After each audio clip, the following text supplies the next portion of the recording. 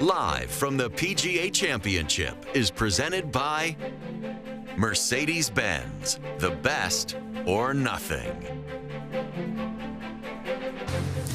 Live from the PGA Championship continues as we take you back to earlier this summer, and Daniel Berger is 24 years old, clawing his way into the top 20 in the world ranks on the heels of a back-to-back win in Memphis.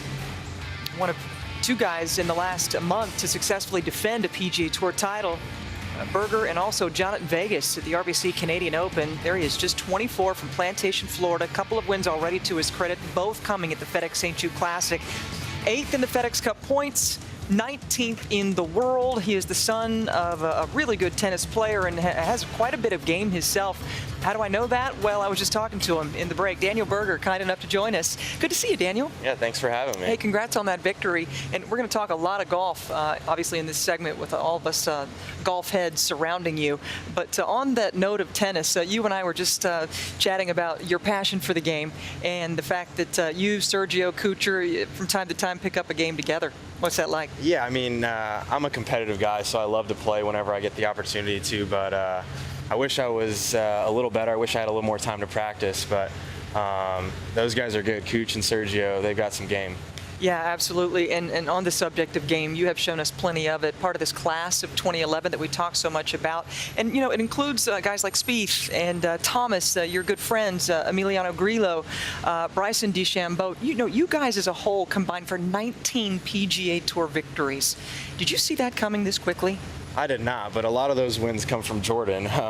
We're just trying to catch up, but I think we've all kind of grown up playing together, and it's just really fun to see each other out on the course and to really compete against each other and try to win tournaments every week. Mm-hmm. You say that the 2011 class, one thing that seems to come across, certainly from a viewer or an analyst point of view, nothing phases you guys. You are more than happy to mix it with each other, which I think is refreshing. Is that accurate?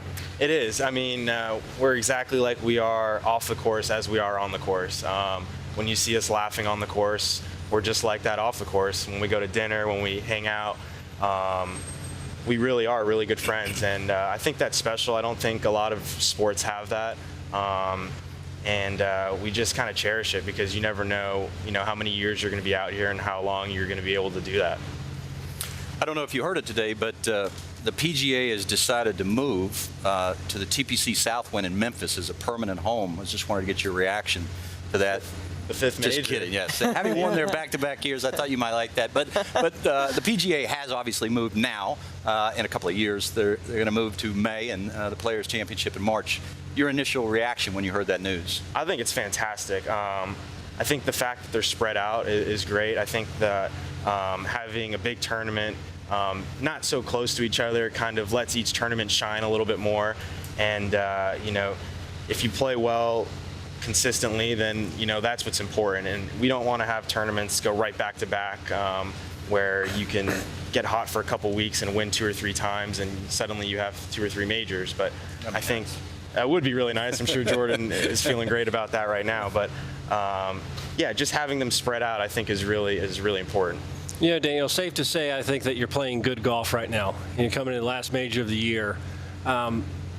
Does the win just, 6-8 weeks ago help you confidence-wise? And how does this golf course, to me, it seems like it sets up well for you. How do you see this golf course with your eye? Because I'm a big believer in golf courses that fit players' eyes. They feel comfortable on them. Is it comfortable for you? Absolutely. I think you kind of know how you're going to play when you get to a golf course. If it feels good, it feels good.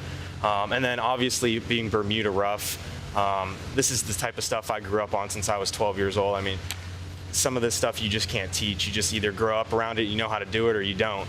And that's the way I feel when I'm out here. So there's a lot of cut shots, which that's my shot. So I feel good about that. Obviously the first hole being a big cut, that's perfect for me to get started.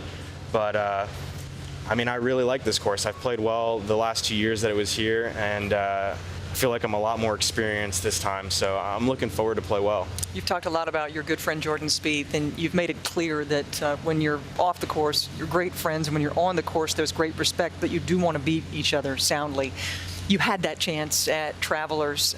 As they say, paybacks can be heck. Do you have something up your sleeve for what went down on that 72nd hole? I'm sure you were gobsmacked when that golf ball went in the hole, despite the fact that we knew what level of talent that he had. Yeah, I mean, I'm watching it for the 77th time in the last 7 weeks, but voluntarily or involuntarily? Involuntarily. I mean, how can you not want to watch that? Look at the crowd reaction. But you really can't do anything about it. I mean, what was it like being in the middle of it, though? I mean, it was the loudest reaction I've ever heard in my life. I mean, I've been to some big golf tournaments before, Phoenix 16.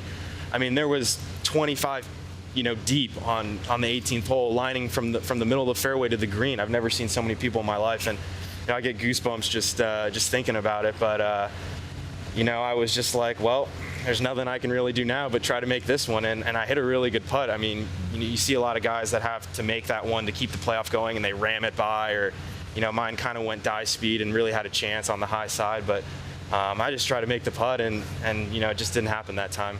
The consolation, it looks like it locked up your President's Cup spot, but we saw a little bit of the Daniel Berger that I've got to know. You do a little bit of a party trick, and you've done it on me in a Pro-Am. Please elaborate, and hopefully one of these guys gets embarrassed, and if you ever show the video, you're never coming up on the set again. I will show that video to you guys when you want to see it, but no, you put the ball on the ground and you take the butt of the club, and I'm not going to give away the secret how to do it because I'm going to do it to 100 different people tomorrow.